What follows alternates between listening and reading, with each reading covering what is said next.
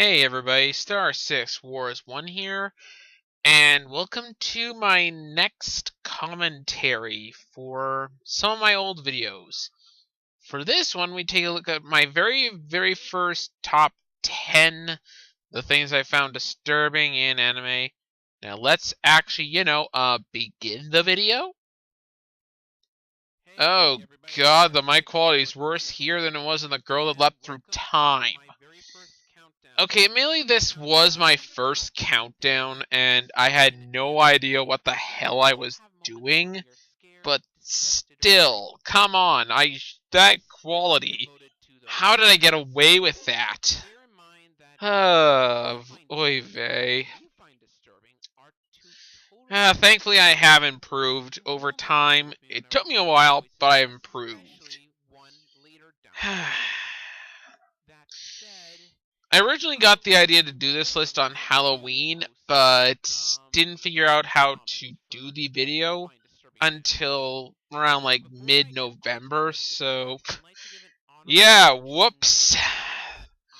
This was meant to be my first video and my Halloween special.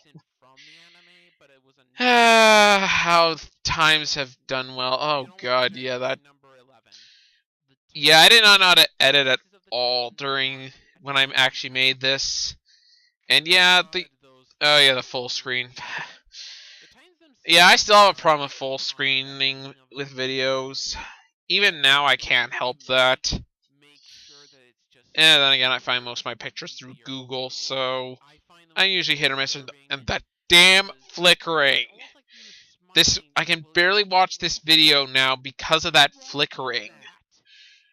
Oh, and the problem is I know it was my fault. Oh, that was bad on my part. Ah, yes, Sorath and Tiro. In retrospect, they should have at least gotten an honorable mention, as they are disturbing in what they do, but really, I'd seen worse, and have since. They would not be on this list if I redid this right now, which, by the way, yes, I will eventually redo this list. Just wait for quite a while before that ever happens, though, because I want to actually, take my time, maybe script, and do it properly. Because that's my biggest mistake. I should have done that in the first place. Yeah, I'm proud that the countdown turned out to be a success, even if it was only a relative one, but yeah, I missed and blundered a few times here and there. And I still don't know how to edit. And I still bleh. I still do spoilers for a good chunk of my videos because I really don't believe in keeping spoilers away. Ah, yes, this entry. To be very honest with you guys here, this entry was another mistake on my part, but at least with this one, I justified my reasonings. And, it wasn't that disturbing looking back on it. But then again, when I watched that anime, I was still kinda new to it. Oh boy, if I had seen some of the anime I have now, oh, this one would not have even made close to my list. At least number 10 was disturbing, albeit for different kind of reasons. Yeah, did not like my choice here. And the picture was good enough, I guess, but yeah, just yuck.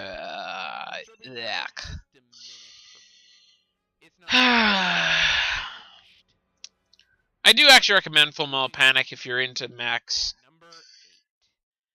Oh yes, this one. Okay, this still deserves to be on the list, even if it is number 10 only.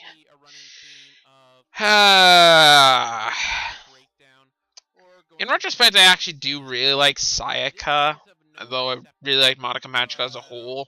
Well, okay, the first 2 episodes made me doubt it, and then the episode 3. Gen Urobuchi, you bastard genius. Okay, he found a way to turn the magical girl system upside down, and I still love him for that. And after watching Fate Zero, I actually consider Gen Urobuchi to be one of my favorite writers, if we're being kind of honest. So yeah, I like Urobuchi. I know not everyone else does, but I do. Don't you look so happy-go-lucky? Oh God. Yeah, she went a little psycho. And by a little, I mean a lot. A lot psycho. It was kind of fun to watch, but yeah, she went a little on the psycho side. Yeah. Damn that flickering. Oh, I don't know how to edit. Or at least I didn't know how to edit in this damn video. Thank God I've improved through that one. God, that was annoying with that one. I couldn't find a way to fix it either. Oh yeah, talking about Hitomi. Was never really fond of Hitomi to begin with. But, alright character, I guess. And then poor Sayaka. Yeah, I think a lot of people probably felt sorry for her. And I did too, but yeah, I found her descent into madness kind of disturbing if you think about it. But then again, I would not put it at number 8. Not anymore. So I stand by it's still on my disturbing list, but I don't stand by its placement. Yeah, my opinions have changed a lot, but then again, I've watched a lot more anime. I'm sorry, what? I can't hear you. I can't hear you over the loud music. I'm sorry, what? I can't hear you. I can't hear you. Could you speak up? Or could you turn your voice up? Or, turn the music down? Yeah, that'd be a great idea. Thanks. That was stupid. Thankfully, this doesn't last that long, but... yeah, Jesus, that was stupid. And Barry. Well, Barry isn't the example I would use anymore. I still stand by his placement. Barry, I thought, was more disturbing because he portrayed something more realistic. AKA, yeah, I really find him disturbing. At least his human form. After that, he becomes more of a comedy joke. Though I'll give him credit, 2003 still have a menace to him, even in his metal body. But yeah, and also Barry would not be the contender for this list. No, that I think would go to Ryunosuke from Fate Zero. I find him far creepier than Barry could ever hope to be. But then again, that Fate Zero took a lot of things that I think probably would have just been like, whoa, you actually did that? Yeah, Fate Zero would at least get one, if not more, entries on this list if it wasn't a one per franchise thing. Though I kind of broke that rule in the first place with this video, didn't I? The mistakes of a newbie. I still at times consider myself kind of a newbie. Much as I've actually made like over 20 or so reviews. I don't know how many reviews I've made, I haven't counted. I still consider myself kind of a newbie for some of the mistakes I've made. Kurumi! Okay, I'm recording this today on April 2nd, and I've come out from just watching the new trailer for the Date A Live dub, and I'm really hoping to like it. She sounds so innocent and so creepy. It fits the role perfectly. I'm really hopeful Alexis Tipton can get a good role for Kurumi, because God, Kurumi is a creepy-ass character. And I stand by her still being number 5. Though I think it would put Ryunosuke higher, but you know what? Yeah. She's one of the most scary characters in this one. I can't believe in one recording of this I called her sexy. God, that was stupid. The mistakes of youth. When newbies. This I stand by, too. I'm still disturbed by this episode of Cowboy Bebop. And it actually had some of the best animation of Cowboy Bebop, if we're being honest. Now, to be honest here, though, this episode was creepy and terrifying. One of the few times even I'll admit to being scared in an anime. But we'll get more of that, I think, with number 3's entry. I also love his breakdown near the end of the episode. This guy you're looking at. Oh my god, it's one of the most disturbing breakdowns I've ever seen yet. Even now, I've seen a few more breakdowns, but I'm still gonna say his is probably one of the worst. And it's just, I felt so disturbed by it, and oh boy, did I. It being an amusement park was like, oh god, that was. I hope that didn't scar me for life. Really hope that didn't. Probably didn't. I'm running out of things to say about Cowboy Bebop in this entry. Wow.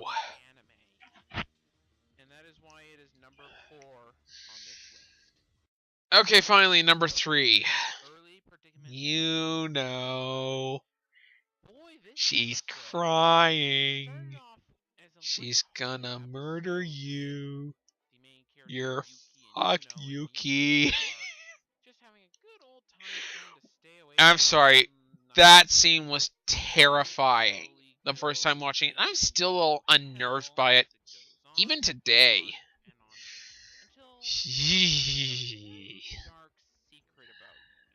And just that one last scene. God, that scene.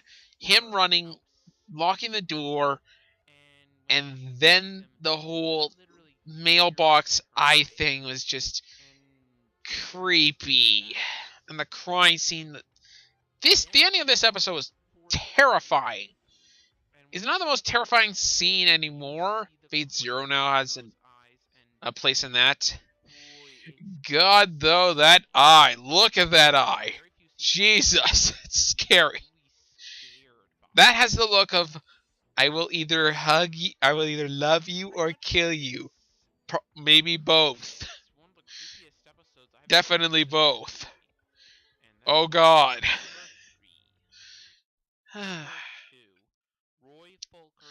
Roy Fulker's death. Fun fact, I actually had this entire part scripted in a book of mine that I once wrote reviews in. It's the only other time besides the anime tag video that I actually had something scripted. Or even halfway scripted.